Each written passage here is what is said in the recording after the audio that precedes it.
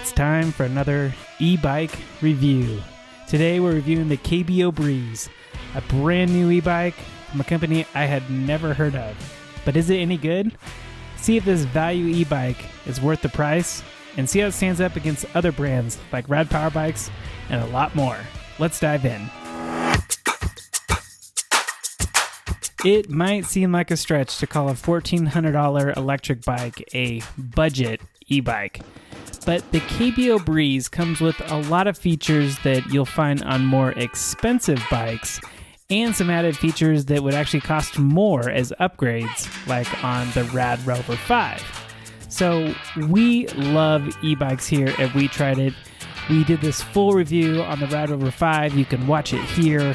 And so when KBO Bikes reached out and wanted us to try their KBO Breeze, we jumped on the chance to try a brand new e-bike. So let's start with, what is the KBO Breeze?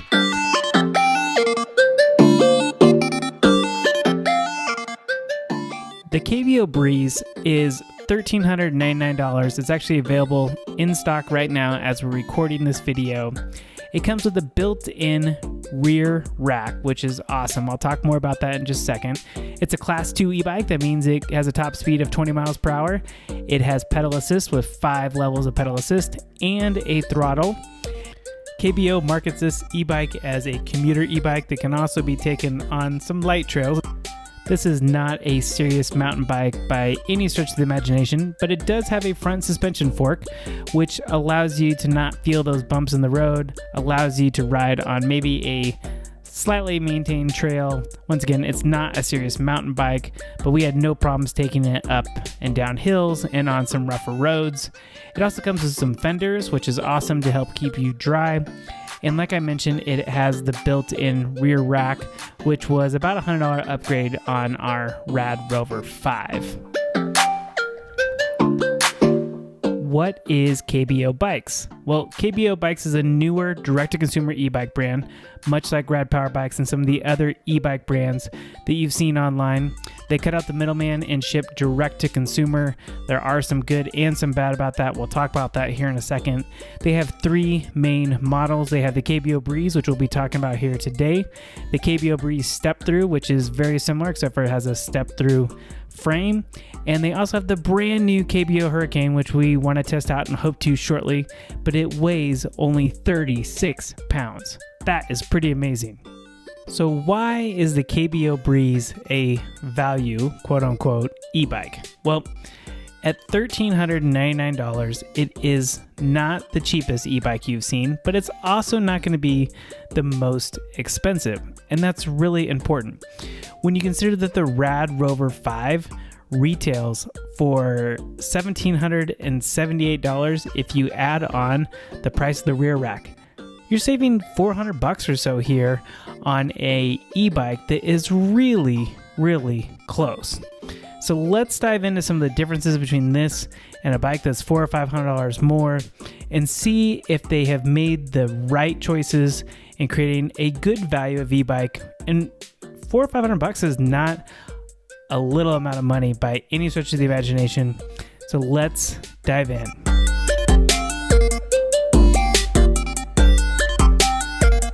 Let's talk about power first. The KBO Breeze is a Class 2 e-bike, like we mentioned. It's got both pedal assist at 5 different levels, and it has a throttle. It goes up to 20 miles an hour, which is a nice clip. The KBO Breeze has a 750 watt motor in the rear hub, which means it's just in the rear tire. Here's one very small area where there is a little bit of difference between this and the Rad Rover 5. Now, torque, which I didn't know a whole lot about what torque was when it came to bikes. Once again, I'm not an expert.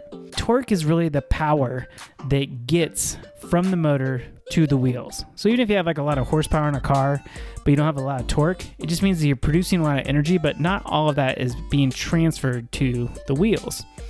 Now, the torque on the Rad Rover 5 is 80 Newton meters, which is just a level of measurement.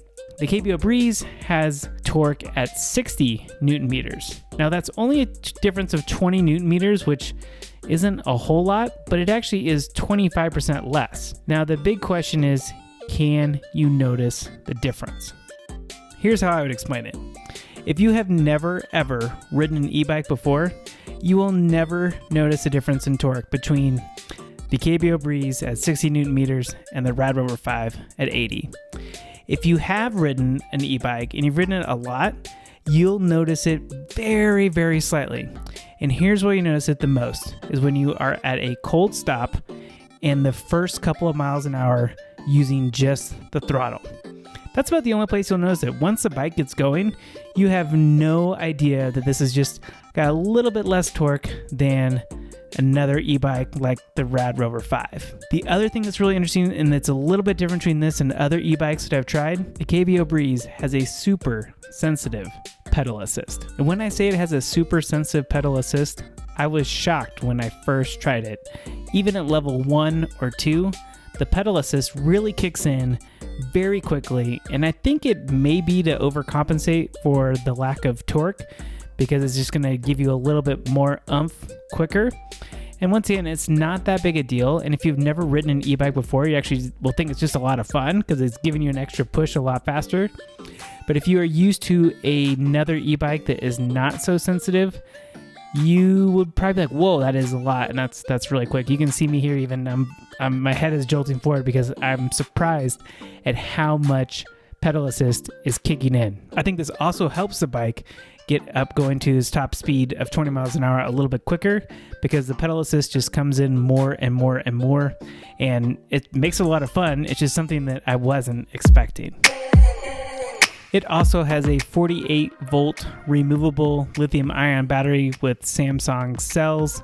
It's great that it can be removed. I found the way that you remove it in theory is really cool, but it's really hard to do, especially with one hand, as I'm trying to film showing you how to put this on here. The e-bike can be charged on the bike, or I recommend taking it off and bringing it inside. It takes a couple of hours to get it charged all the way. And KBO says the battery will give you 55 miles of riding on one charge. Estimating how far an e-bike can go on one charge is really hard, because it just depends on a variety of different things. What level of pedal assist do you have? How much throttle are you using?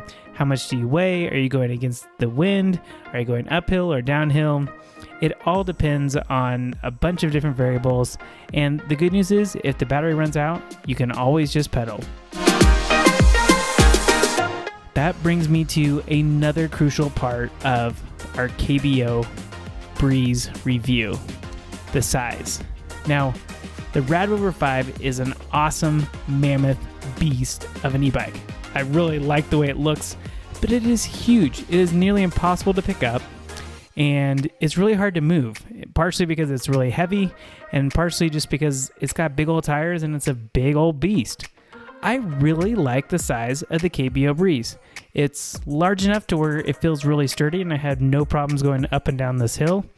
But it's small enough where I had no problems kind of moving around where I need to, and it was not a giant task.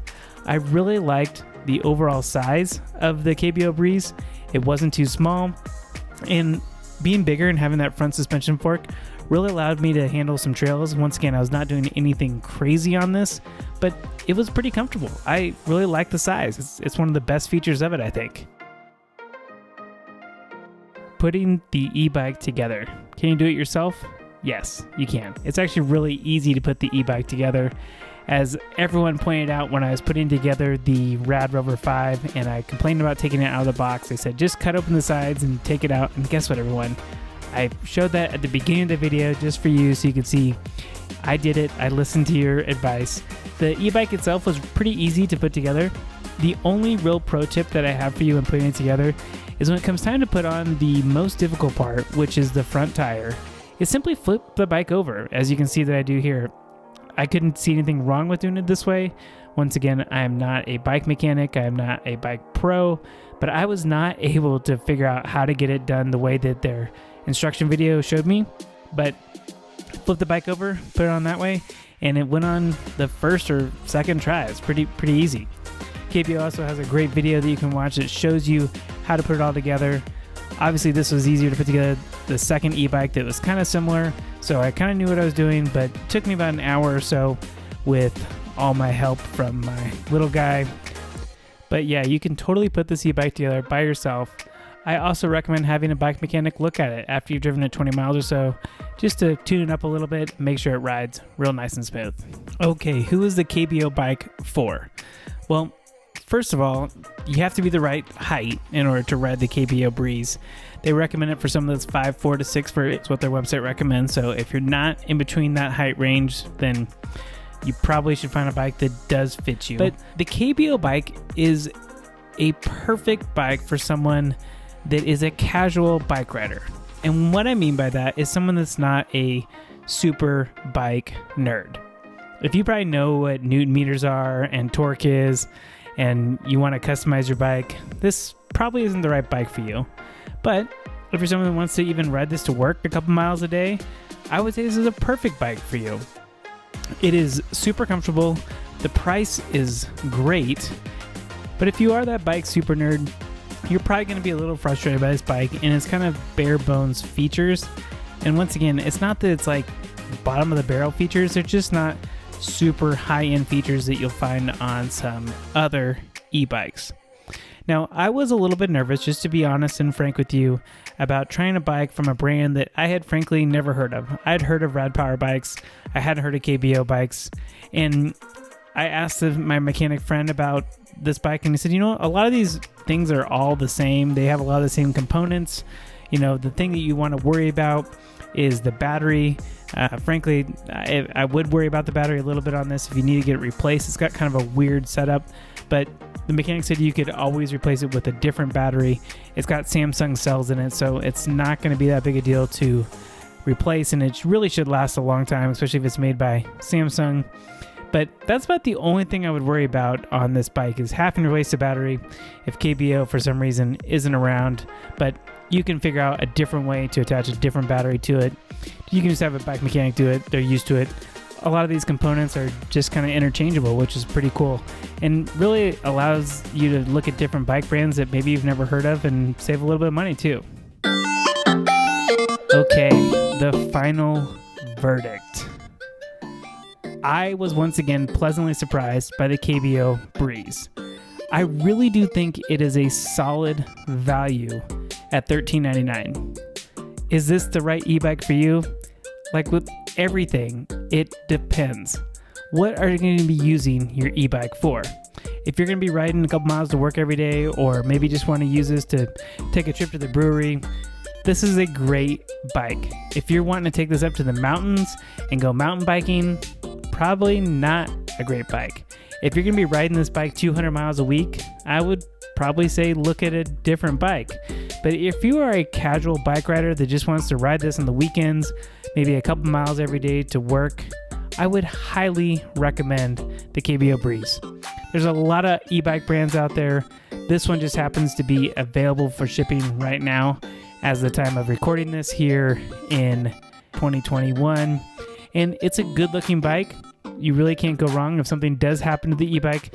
A lot of these components are interchangeable with other ones, but it is a great value. It's a way to save $400 off of a more expensive e-bike if you can deal with just a couple of the little things that are different, like the lack of torque and the very sensitive pedal assist. Other than that, those are my really only two big complaints.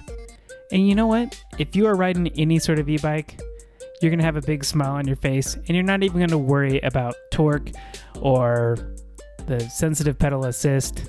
You're just going to have fun.